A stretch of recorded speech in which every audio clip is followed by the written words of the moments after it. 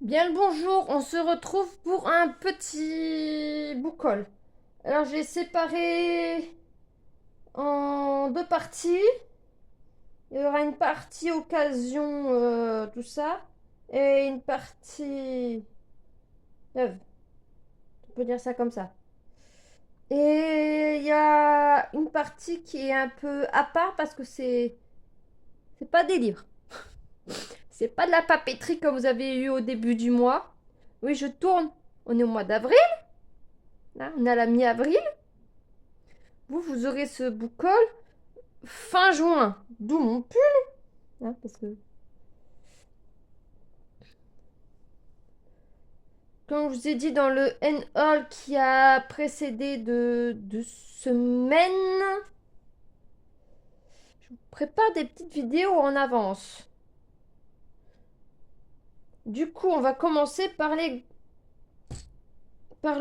ce qui n'est pas livre. Alors, vu que je suis en pleine allergie au pollen et compagnie, je me suis pris ceci. Bonbon au miel d'eucalyptus. J'ai fait dernièrement un tour de relance sur Évreux. J'en ai profité pour aller à Favnec me racheter des bonbons au miel pour ma gorge. Parce que l'autre boîte que j'ai, elle est en fin de pot. Presque finie. Ensuite, j'ai pris ceci, pastilles au miel thym.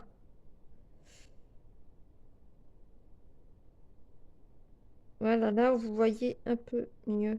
Enfin, de toute façon, je vous le lis. Parce que sinon... Avec le reflet, vous n'allez pas voir grand-chose. Donc, il y a ces deux petits pots au miel. Ensuite, je suis allée voir le thé, évidemment. Du coup, j'ai pris thé, enfin, infusion violette. Oui, thé noir à la violette. 15 sachets mousseline. Infusion 2 minutes. Bah, il y a des éclats de violette cristallisée. Sucre, fleur naturelle.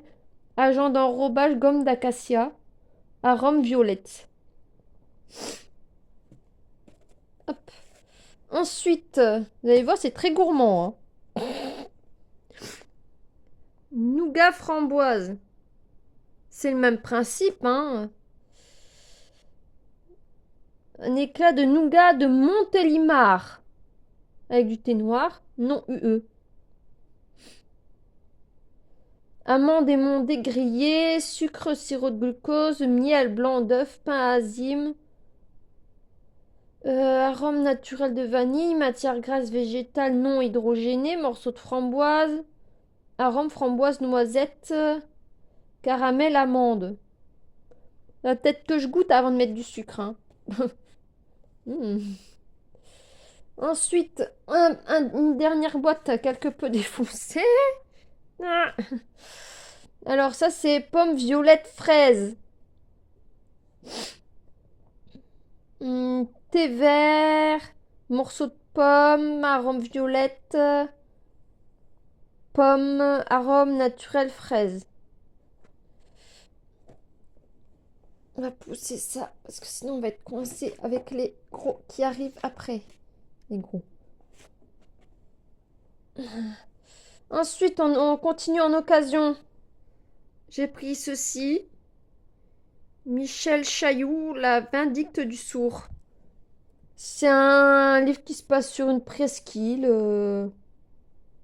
avec un cimetière, un archipel, tiens, des Kerguelen. Voilà.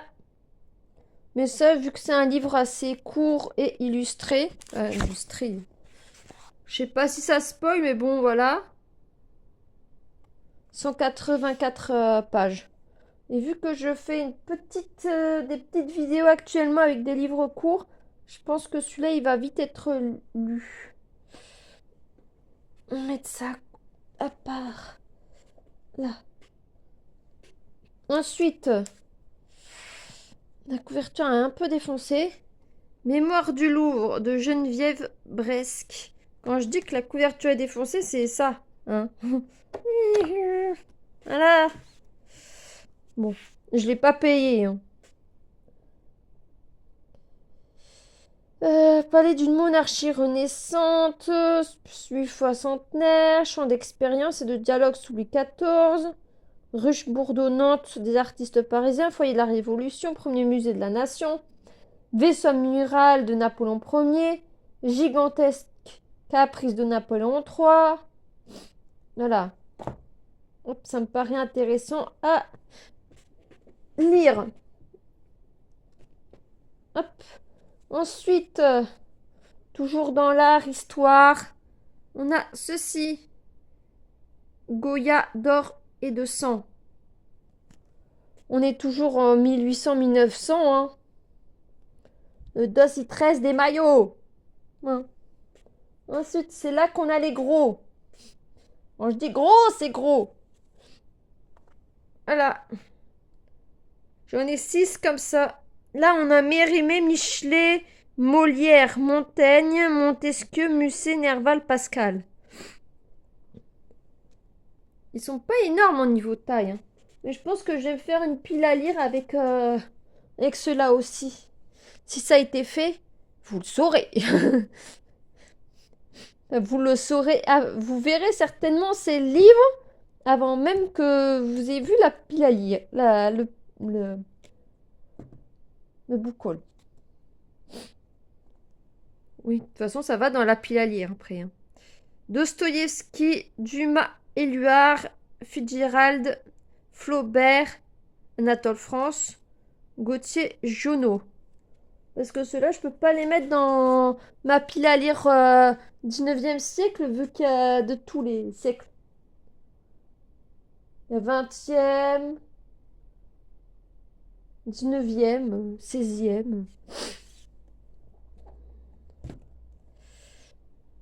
Ensuite, avec celui-là, Alain Fournier, Aragon, Balzac, Barbé d'Aurevilly, Baudelaire, Beaumarchais, Bernanos, Boccace, Byron. Voilà. Je vous montrerai à la fin comment c'est dedans. Ensuite, Hugo, James, Jarry, Kafka, Kipling, Lafayette, La Fontaine, Lamartine, La Rochefoucauld. C'est des livres que j'avais retrouvés à trouver à la ressourcerie près de chez moi. Il y en avait d'autres, mais j'ai pris ceux qui m'intéressaient le plus. Ensuite, on a Landon, Loti, Machiavel, Mallarmé, Malraux, Mann, Marivaux, Maupassant, Mauriac. Je trouve que ça permet de bien découvrir certains auteurs. Ensuite, on a Giraudoux, Gobineau, Goethe, Goncourt, Gogol, Goldoni, Hemingway, Hoffman. Alors, dedans, on a, hop, comme ça, vous voyez, c'est le volume 5. Hop, un petit sommaire, une image du monsieur. Hop, on a un peu sa vie, avec des images. Hop. Je découvre en même temps, hein, mais je lis pas. Analyse de son œuvre. Ses principaux chefs-d'œuvre. Ses œuvres, essais, machin. Roman, nouvelle, récit. Giraudoux et son temps. Voilà. On a un petit aperçu de la vie des auteurs. Ça complète un peu la gare des Michards, mais pas... Mais en n'étant pas siècle par siècle. Du coup, ça, je vais me faire une petite pile à lire et les lire à la suite. Et enfin, en occasion, le plus gros bébé. Voilà. Tout l'œuvre peinte de Rembrandt. Après, comme je l'ai déjà feuilleté, c'est assez... Voilà. Hop. Ça va être l'occasion également d'une lecture en pile à lire de livres courts. Je vais le mettre là, faut que je l'enregistre. Ensuite, les livres neufs.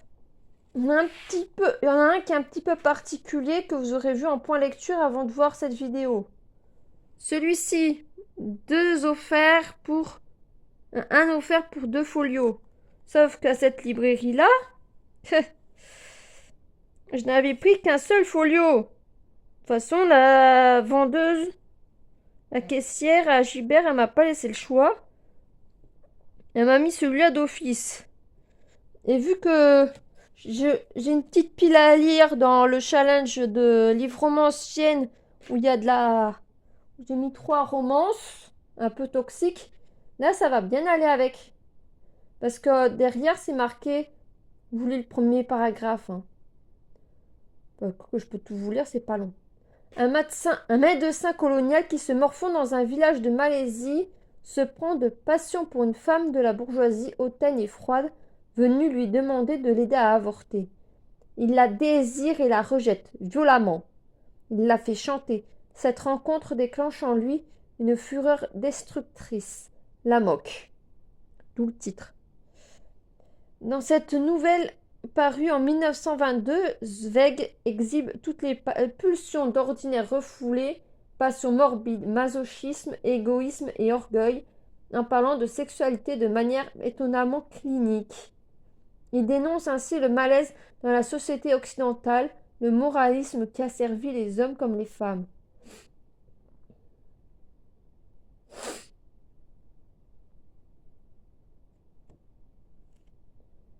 Ouais, il fait un peu plus de 100 pages.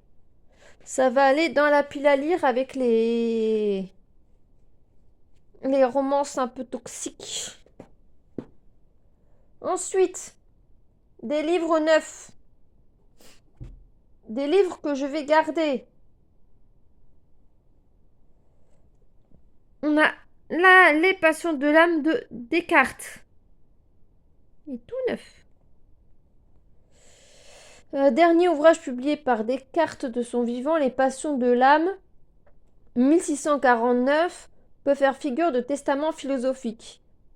On y trouve en effet une série de réflexions qui viennent approfondir, préciser, parfois même rectifier les thèses du philosophe sur des points essentiels de sa recherche, en particulier l'élaboration de sa propre morale. La liberté, les rapports de l'âme et du corps, l'affirmation d'un individu moral, tels sont encore parmi d'autres les sujets abordés. Vu que je vous fais des vidéos d'introduction à la philosophie, ça me paraît normal que je m'éduque moi-même aussi sur le sujet. Même si vous allez voir, on va retrouver un de mes chouchous. Enfin, même deux.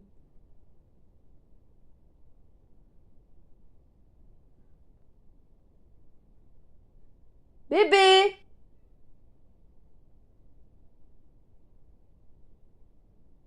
Mais ça, c'est un livre que je vais garder.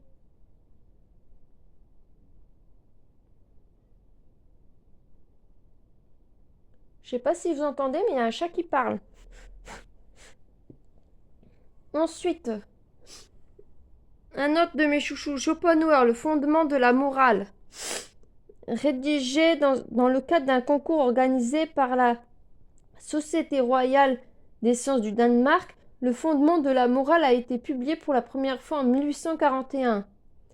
Texte charnière situé entre les deux grandes entreprises philosophiques de Schopenhauer, Le monde comme volonté et comme représentation, 1819, et les Parerga et Paralipomena, quel nom. J'aime bien Schopenhauer, mais des fois il a ces noms, faut y aller pour les retenir.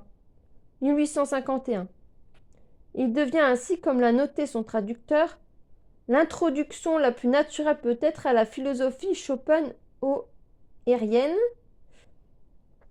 On y découvre en effet une critique radicale de la métaphysique kantienne, à l'affirmation que la volonté de vivre l'emporte sur les impératifs nés de la raison et que la morale, loin de s'appuyer sur des impératifs abstraits comme la loi ou l'obligation, obéit d'abord à l'ordre des sentiments. Avec une présentation et notes par Alain Roger, traduction d'Auguste Burdeau, parce que je ne lis pas en allemand. Je n'ai pas appris l'allemand. Donc ça, c'est un livre que je vais garder. Voilà.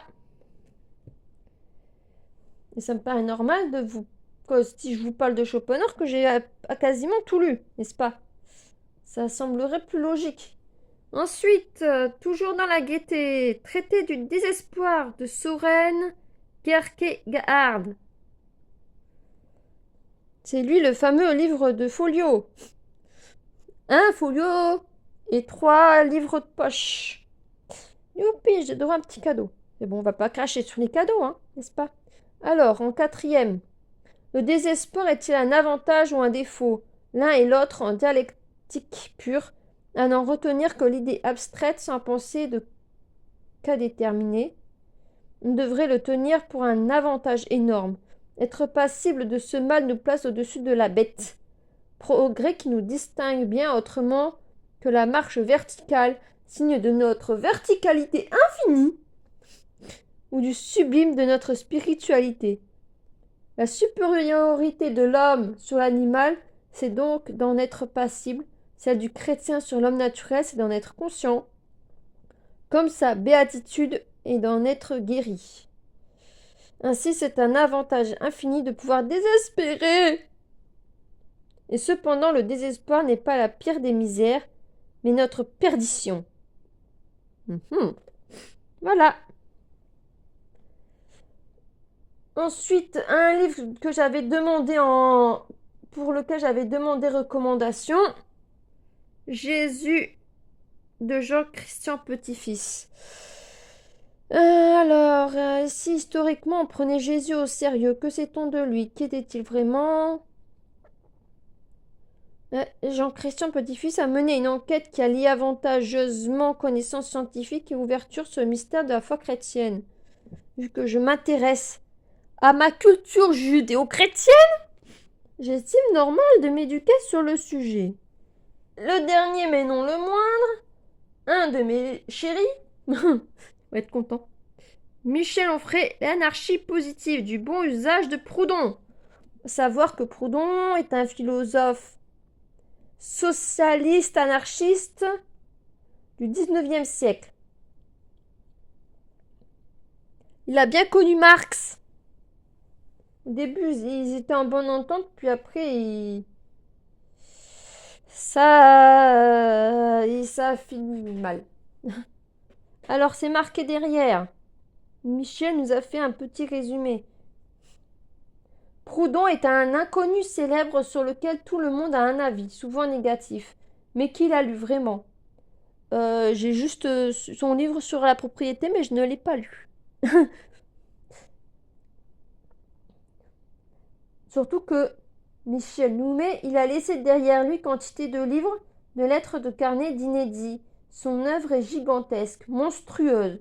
17 000 pages publiées. Je propose un fil d'Ariane à ce labyrinthe. Son anarchie positive, il l'a mis entre guillemets, qui suppose l'éducation populaire, le souci du réel contre la religion des idées, l'art de produire la paix, l'instrument mutualiste, l'organisation fédéraliste, le pouvoir décentralisé, la fin de toute théocratie, le peuple philosophe. En un mot, l'État anarchiste comme antidote de l'État jacobin marxiste. Cette biographie intellectuelle du philosophe est aussi un programme politique pour ici et maintenant. Voilà. Et ça, c'est un livre que je compte conserver aussi. Ça, c'est un livre que j'ai acheté indépendamment dans une autre librairie. Voilà. Si vous avez des recommandations et compagnie, n'hésitez pas. Des remarques à faire en commentaire. Vous savez, hein. Les livres de philosophie, c'est pas ce que je vais lire forcément tout de suite. Celui-là, Michel, il va aller dans la bibliothèque sur l'anarchie et la révolution.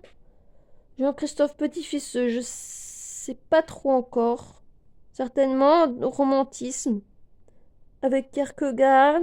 Schopenhauer, il va aller avec un autre de ses livres. Descartes, je pense qu'il va aller dans la bibliothèque romantique et puis Amok, on le sait. Voilà. Je vous souhaite une bonne journée. Moi, il me reste plus qu'à marquer ça dans mon carnet de lecture. La catégorie achat. Entrée livresque. Et voilà. Et tout rangé. Et aller voir mon chat parce que j'ai l'impression qu'il veut quelque chose. Bonne journée!